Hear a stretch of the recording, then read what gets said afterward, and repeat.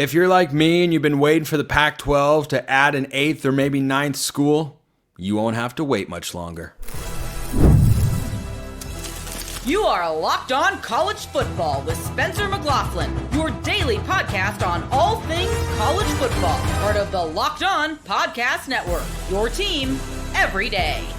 Welcome, everybody, to another episode of Locked On College Football. I'm your host, Spencer McLaughlin, and thank you all so much for making this your first listen or your first view every day part of the Locked On Podcast Network, your team every day, and your daily source to stay up to date with the biggest stories in the greatest sport on planet Earth. Do you know who's hot on the recruiting trail? I bet you wouldn't be able to guess. You're going to find out on today's show and how the House settlement affects the Big 12. That's all today, which is brought to you by our friends over at FanDuel. Right now, new customers can get $200 in bonus bets when your first $5 bet wins. So Ross Dellinger of Yahoo Sports reported yesterday that the schools in the Pac-12, the 8 members, which is the 7 football playing schools plus Gonzaga, have signed the grant of rights, and that a media rights deal is expected in the near future. And then it opens them up to go out and explore who their 8th full-time football playing member is going to be. Now, I have argued before that going out and finding 2 schools would be the best option. I don't know that it's the most likely at this point, because I think the 2-school option would have been UNLV and Texas State. But as I talked about with regards to UNLV the last time they came up on this show, seems like they're locked into the Mountain West. It certainly does. There was never a formal offer made from the Pac-12 to UNLV. But there was kind of a, hey, this was many months ago, of course, but there was a, hey, you want to come over here? And they're like, nah, we're good. Sticking with the Mountain West. We haven't gotten resolution on the legal battles between the Mountain West and the Pac-12, but the buzz around UNLV doesn't really exist, which makes me think they are indeed going to stay in the Mountain West. And so if you don't have that option available to you, is there a logical second choice? Yes. Yes, UTSA and Texas State. Boy, that'd be a move. That'd be a heck of a move. The reason I like the idea of adding 2 schools for the Pac-12 is the ability to put together an 8-game conference slate where everybody plays everybody reduces the need of every athletic department to find one other quality football game, because you're going to be matching resumes starting next college football season against the American, the Sun Belt, and maybe a Conference USA team here or there, but really it's going to be the American and the Sun Belt, or the Fun Belt, as we call it here on the show. You're matching up with those 2 conferences. You're going to be matching Group of 5 conference champion resumes to try to get that G5 automatic bid into the looming 16-team playoff, which of course hasn't yet been confirmed, but the G5 will get a bid. So if you add an 8th conference game on there and it's a solid brand at the very least, I think that's beneficial, because if any school has to fill that spot instead of it being a conference game with Northwest Missouri State or an FCS school, Northwest Missouri State is a Division II school, I believe, and is probably the first time they've ever been mentioned on a show as big as this one. Maybe. I'm just saying. Anyway, so the way the Pac-12 goes forward is they have to add at least 1. Texas State is the easiest option. That's the way it looks at the outset because of the way the exit fees work. They could want to leave. They were maybe going to go to the Mountain West, but decided to stay with the Sun Belt. But they were, of course, asking, like, they've at least shown a willingness. They've been mentioned more than most as a potential candidate there. But that the schools have signed the grant of rights and they are now able to go out and will announce a media rights deal in the coming days and can use a public announcement of an actual media deal to go and allure a school rather than, what happened last time, of course, where a media deal got announced and schools said, bye, we'll see you later. Didn't like that one very much. This one appears potentially to have some more buying power. Now, you're at a different table, right? You're not on the main table of the World Series of Poker. You're on like the tertiary table, but you still have to get someone a chair. And it's easier to convince them to pull up a chair at the table if you've got a good deal to offer. So watch for this information to come out in the coming days because Ross Dellinger indicated, and I think that he is correct, that you're going to see a pursuit of whoever they're at least eighth, maybe not. He said members in his tweet. I think he's just leaving that door open. But as I said, I think two schools would make a lot of sense. Who would those two schools be? Probably Texas State and a surprise school from a football standpoint. St. Mary's has been discussed. I know it's been thrown out there plenty of times. The way that I have heard St. Mary's get discussed is the Gales would like to follow Gonzaga. That's how you pronounce Gonzaga, by the way. If I hear one of you say Gonzaga in person, I don't know what I'm going to do, because I do like my job, so I want to be able to keep it. But anyway, they want to follow Gonzaga into the Pac-12. And the Pac-12 is going, we'll wait and see. We'll wait and see with the television partners. There could be up to 4 television partners, reportedly. My guess is that is ESPN, Fox, CBS, and the CW. Some mixing and matching of those. I don't think, after how the Apple deal was received in the last go-round a couple of years ago, I don't think they're going to go heavy on a streaming component. Doesn't mean you won't be able to stream the games in some form or fashion for the New World Pac-12, but I think it does mean that they're going to, and they've said this before, they're prioritizing exposure more than money. That's been where their heads have been, and I think that is the right place for them to be. That's the correct approach in my view, because the amount of money that you would get if it was more to go to a streamer is not making a significant enough dent to forfeit the exposure you get by remaining on linear television, getting to people's households, treating your fans right by not making them, sign up for a service that they don't have, or, how do we get that? And that, like, you can frustrate fans, especially older fans, when you do that sort of stuff. But you also just can fade out of people's minds a lot easier, and that's not something you can afford to do. Because in your first season as a new conference, you've got to be able to make a declarative statement to the rest of college football. This is the product we have. It's really good, and you need to look at our conference champion as the perennial favorite to be the Group of 5 playoff team year in and year out. Whether it's Boise State, whether it's Oregon State, whether it's Washington State, whether Fresno State or San Diego State makes a jump, whether somebody else makes a run at it. You have to be able to do that, and it's, I think, more difficult, not impossible, but I do think it's more difficult to get the public perception in your favor when people can't just sit down and watch your games, or if they can't easily find it. And yes, that does include members of the media. Not everyone is going to be dying to search through to find Boise State against Fresno State on, at kicking at 7 p.m. Pacific time on a Friday night. They might not be as willing to search through the streaming services and like, I got to, where's it? Or if they're just happen to come across it, yeah, there's some real value in all of that. So that announcement is expected in the coming days. It seems like it's going to be media rights deal, then expansion team. I suppose that makes some sense. You got to have a pitch to make to that school to say, hey, here's what we actually have. And you got to go get those numbers. It seems like it's all in the works. Teresa Gold's trying to be the puppet master behind the strings to give the fans a good show, because last time George Klyavkov's puppets came off the strings, the stage fell down, and everybody went home, and everybody lost, a lot of money in the process. So that's where things stand. Let me know your thoughts in the comments below. Hit me up on Twitter, all that good stuff. You would never guess who the hottest team on the recruiting trail is. It's not USC. It's not USC.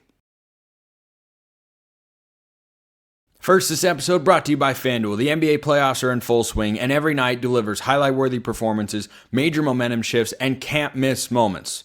Tyrese Halliburton gives you all of those things, by the way. Whether it's a game-winning shot, Tyrese Halliburton, or a breakout player, there's never been a better time to get in on the action. FanDuel makes it easy to stay in the game before tip-off and live. With player props, performance trends, and same-game parlays, fans have more ways than ever to play smart and win big. So, if you think you know what's going to happen in the next game of the NBA Finals on Wednesday, you go bet it over at FanDuel. If you think you know who's winning the national championship in college football, you can bet that over at FanDuel. If you think you know who's winning any of the conference championships, any of them, you can bet that over at FanDuel. If you're new to FanDuel, it is indeed the perfect time to sign up. Head to FanDuel.com, place your first $5 bet. If it wins, you'll get $200 in bonus bets. $200 in bonus bets if your first $5 bet wins. How about that? Make every moment more with FanDuel, official sports betting partner of the NBA.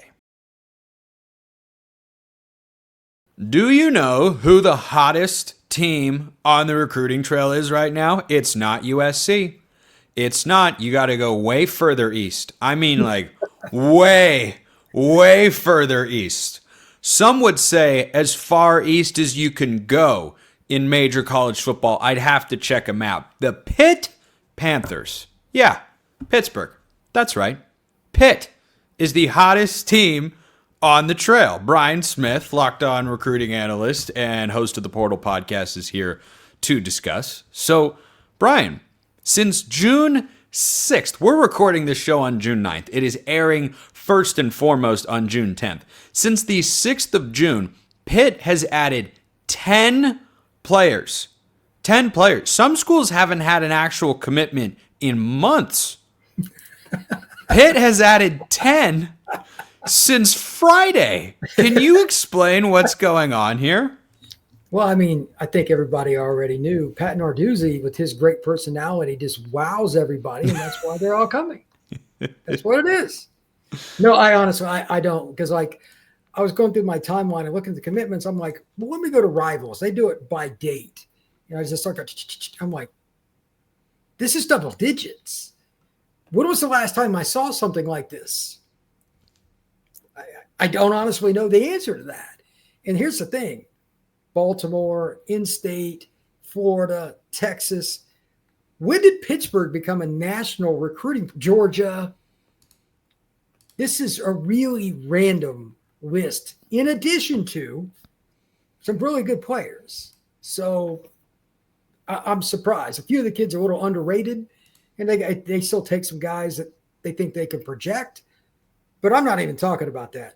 The organization, Spencer, to get 10 guys, I don't give a crap if you're Ohio State and they just won the title. It's hard to get 5 guys in a week. 10 in an elongated weekend? It's just absolutely unfathomable. And congrats to them for getting it done. And maybe they were trying to like time it all up. But part of that is you just got to wow some kids because some of them committed during the weekend while they were on campus, etc. This is absolutely wild. Tip of the cap, by the way, to Pittsburgh's recruiting staff, everybody, and even Pat Narduzzi, the masterful personality that he is, that probably just is stunning for young people. Did you know that none of Pitt's last 3 recruiting classes rank inside the top 40 in the country, Brian? None of them. Right. You'd have to go back a ways. I'll get to that in a moment. The last time they had a class that was inside the top 25, but that's where they are right now. I think the logical follow-up is how sustainable is that ranking at the moment? Because to your point, these are not the highest rated kids in the country at their position. They might go up a hair, but you're dealing with, top 25 to top 40 players at their position nationally, not top 10 to top 15 guys necessarily. So is their current ranking of a top 25 recruiting class just based on volume, really? Or is there some staying power to this to where once other schools start to pick up commitments, they won't just, pass Pitt immediately in the 2026 rankings? I would say it's somewhere in between. I mean, they've got a pretty good sized class already. The question is for Pitt, can they get a few more guys? Like they got Rodney Dunbar, one of the kids that I know from this group. He's a receiver from Thomas County Central in South Georgia. Really good player. They need 2 or 3 more guys like that, or they will fall down. But maybe they're, again, I was picking on Narduzzi there for a second, but like they figured out something. Who's to say they're not going to get a few more guys that are higher ranked players? And if you're getting kids from Pearland, Texas, which is basically Houston, South Georgia, you're getting kids from Virginia, etc. They got a kid from Clearwater High School in Florida. Like, there's no reason to think they're not going to get a few more really good players. So maybe this is the year they break into the top 25. By the way, it shouldn't be that hard at Pittsburgh to have a top 25 class. They share facilities with the Steelers. Come on. It can't be that hard. Well, do you think that's a draw, or do you think it could be a detriment to guys at all? Because college I talk about the distinction between the NFL and college football a lot on this very show. And if it has more of an NFL feel to it, do you think that can turn guys away? Because geographically, you're right. Look at the way Penn State recruits, and tell me why Pitt should be, as far down as they are. They hit the number 28 class in their class of 2021 cycle. That's about the highest they've been in the Pat Narduzzi era. I don't know what exactly it is, but like maybe it's part of its NIL and all that. But from what little I know, most of the kids that I speak to are fascinated with NFL facilities and all that. Ironically, some of them, and you and I have talked about this a little bit, like Oregon, Texas A&M, Georgia, some of these places have better facilities than the NFL does because they're trying to wow recruits. You're drafted into the NFL. But it's the Steelers too. Like it's not just a NFL franchise. They've shared stuff with the Steelers. That's a top 5 franchise all time in the NFL. I mean, it shouldn't be that hard with that. And its location. They're on the edge of Ohio. They're in Western Pennsylvania. There's all kinds of talent out there. They should do better. Maybe this is the start of something. But they got to start beating Penn State for in-state kids. I don't remember the last time they got a kid over Penn State. That is insane. In the 80s and 90s, that went back and forth for every kid. So they got to figure that out if they're going to take a major step forward. But I don't know. Like it's kind of like their season last year. Won their first 6, lost their last 7. They were a roller coaster. Their recruiting has been that way too. So maybe this is the year. They need some consistency there to finish out. That would be the other thing. If they win big this year, maybe they can flip some kids at the end to get a top 25 class. That always helps. Like Florida's in that situation, Florida State, some other schools, Auburn. Like these coaches that are a little bit of a hot seat, if they win this year, they'll get kids later on too, guaranteed. So it's trivia time, Brian. The highest ranked class I mentioned in the Pat Narduzzi era, it was the 2021 cycle where they hit number 28 with their high school recruiting class, not factoring in the portal. Can you tell me the last time the Pittsburgh football program pulled in a top 25 high school recruiting class? It has happened this century, but do you know the year that it took place? I guess more like 2011, 2012, something like that. Not bad. 2008 is the answer. 2008. I don't know that I couldn't even tell you Pitt's head coach in 2008. I don't recall that era of Panther football. But do you think there is legitimate top 25 potential at a school like Pitt that's brand is, I think, fine? The school, I'm not up to date with what their NIL commitment and how on track their administration is with their coaching staff and all that sort of stuff behind the scenes. But just from your vantage point as someone who's covered recruiting for a long time, could Pitt move from being a top 40, 50 recruiting school to being a top maybe 25, 30 year in and year out without cracking the top 20 all the time? Easily. They could be a top 15 program if they had the right booster because of location. They got like the NIL. I've never heard anything about their NIL. And from my experience over the last few years, Spencer, that's not a good sign. That's not a good sign. So that might be part of it. Like name the last 4-star recruit that they got from Penn State, Notre Dame, Ohio State.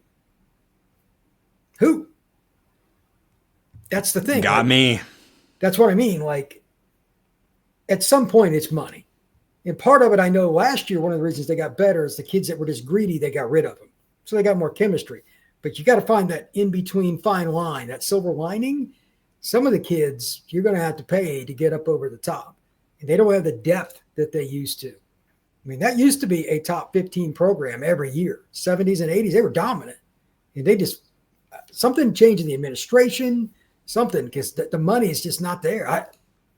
I don't know why. I've never looked into it, but like Penn State doesn't even think about them anymore. That's sad. It'd be great if Pittsburgh was better, to be honest. I wish they were, but something's off. And I'm guessing the backing is financial. That's not a good thing. So maybe they're just trying to vanquish the demons of the 2008 year of Pitt football. Let me wrap this segment with this doozy of a rabbit hole that I just went down while you were talking, Brian. So the head coach for Pitt in 2008 Not, you know who it was? Go ahead and say it. Go ahead and say it. Well, no, you got to say, I want to see who do you think it was? Was it the mustache? Dave Wanstead? Yes, it was. It was indeed. Do you know the score of the Sun Bowl that they lost to Oregon State, then a member of the Pac-10? I'm guessing it was ugly by the look on your face. Oh, wow. 30-0. No. 3-0. Oh, that's right. That was one of the worst games of all time. I remember that. That's right. Oh my goodness. They made fun of that 3 on nothing. ESPN and everything. Yeah, it was just Yeah, terrible. the Beavs, coached by Mike Riley, got the win over the Dave Wanstead coached Pitt Panthers in 2008. That's the last time Pitt's recruiting was ranked as high as it is right now. We'll see if they can sustain. Brian Smith, longtime recruiting analyst, great as always, my man. Thoughts on how this House settlement impacts the Big 12? It is good news for a change.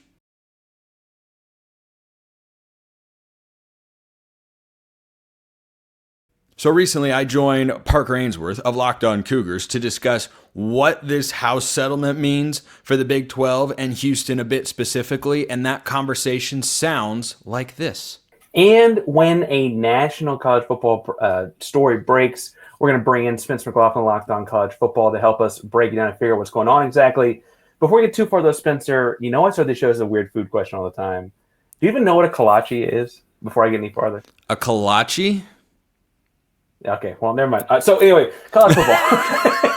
No, haven't heard of that one. I'd try it though. I'd try it. That's the way I roll. I don't even know what it is. I'll eat it. Sure. There we go. I appreciate that. People in Texas will appreciate that. House settlement finally passes at like a very 5 o'clock news dumpy kind of feeling of the whole deal over the weekend.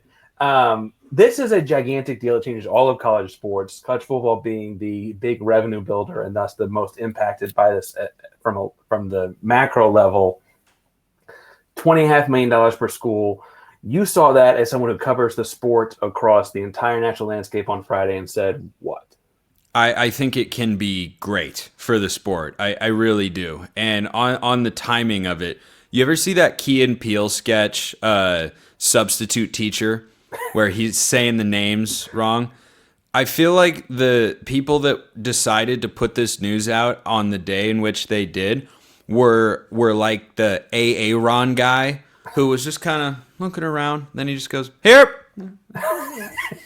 It's like, no, did you not hear? Oh, no, I said that. It's like, you just went into the weekend and they were just kind of going, oh, yeah, here, this changes college landscape, college sports forever and always. Yeah, here you go. Here you go. Have a good weekend. Yeah, see you guys. We'll see you Monday. So I did find that kind of funny. But the fundamental takeaway I have is that it can be great for college football. I am not going to speak for the other sports, which could 100% be impacted in a negative way. There is no other way to slice that I can see. If you are a college volleyball coach at a lot of schools, if you are a college softball coach for some schools, college baseball, or just any of those other secondary kind of sports, tennis, golf, whatever, like this might not be great because suddenly the funds are just legally allowed to go in a specific direction. Now, the legal challenges are not done with a number of things, most notably on the distribution front for an athletics department. The Title IX considerations are going to come into play. If you have, $20.5 million, the expectation that I've seen reported by On3 is that athletic departments are expected to allocate between $13 and $16 million for football and men's basketball. Okay, well, that wouldn't adhere to the spirit or maybe even letter of the law of Title IX. So is that how it's actually going to go? Or is that going to get distributed evenly across the department? That remains to be seen. But then the other side of the coin is the NIL factor. And that is, I think, easy to fly under the radar when you think about this stuff or when you talk about this stuff. But the fact that Deloitte, one of the big four accounting firms, is going to look at any third-party NIL deal, that's any deal From now on, this is already in effect. It doesn't officially start till Wednesday, June 11th, but any deal that is struck between a player and a third party, which includes collectives, that is now going to be reviewed by a Deloitte-run body of people, I guess you call it, whatever commission, and they're going to assess whether it is fair market value and whether it is essentially a smart use of money if it is $600 or more. So teams that want to go out and have their collectives pay $1 to $2 million for a good but not great starting corner, or any starting corner for that matter, via the transfer portal or an elite 5-star recruit, this NIL review group is going to be able to look at that, and if they don't deem it to be an efficient use of funds, effective, I don't really understand what the criteria are there, then they can say you can't do that particular deal. Well, now, what's to say effective? Effective could mean you're paying this dude a lot more than his market value is. Like what does effective even mean? What do you determine? And this is going to get challenged too, because how in the world are you determining market value as an accounting firm in the name, image, and likeness space when the precedent only goes back about 3 years in college sports, and we have schools all over the place that are willing and predating NIL have been willing to pay really high amounts of money for these players. How in the world are you, like, that's going to get challenged in court. I don't know if the NIL collective monitoring group is going to win. I'm not a lawyer. That's just my guess based on how these legal cases have gone over the years. It has tended to go against the power brokers that try to limit the earning potential of college athletes. That general notion has been struck down consistently by the courts. And they have said, no, you can't do that because you wouldn't be able to do this in any other field. These are student athletes, yes, but they are legal adults. So if we allow them to serve in the military, then you have to be able to allow them to earn however much money someone's willing to pay. And I don't care what your fair market value is in your view, because someone is willing to pay them and they're not being coerced to do so, or nor are they doing so illegally. I want to get to the Houston of this in the second segment. That's for my fans and I, because it's a basketball school too, right? That'll be impact us there. But what's keeping this from just going back to brown paper bags and envelopes stuffed in their mailboxes and all that, Spencer? Because it feels like if I could do that and not have to go to Deloitte, I might just do that. Yeah. My guess, I don't know that we have all the details as we're recording this show. The punishments, I think, are going to be incredibly severe.